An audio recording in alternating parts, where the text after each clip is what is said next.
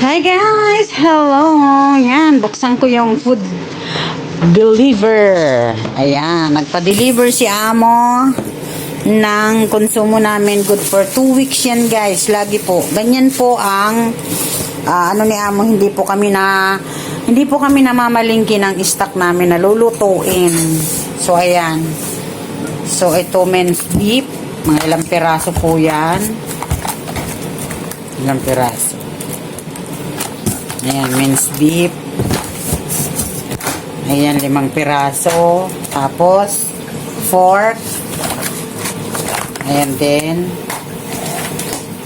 4 na piraso. Ayan, manok. Ayan, cubes na beef. Ano siya? Wagyu beef cubes. Ayan, 2 piraso. Tapos, ito. Ayan.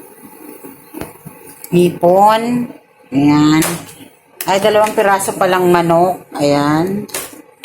Tapos, ito. Beef. Ano siya? Wagyu short ribs boneless na beef. So, ayan. Ito. Paborito talaga yan ni Amo. Ayan. Laging 2 in-order niyan is, ayan siya. Wagyu shabu-shabu strip loin. Ayan.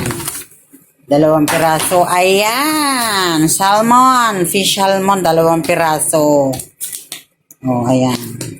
Fresh king salmon. Ayan, 2 piraso yan guys. Grabe si Amo. Yan po. Yan po ang mga niluluto namin. Ayan. Tapos ito.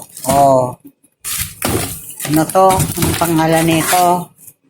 Japanese fork chops boneless. O, ayan. So, ayan. Tingnan nyo na guys. Yan po ang kinakain namin dito. So, ayan. Siyempre, frozen po yan. Yan po ang stock namin. So, ayan. Thank you sa panonood nyo. This is Irene. God bless you all. Mwah!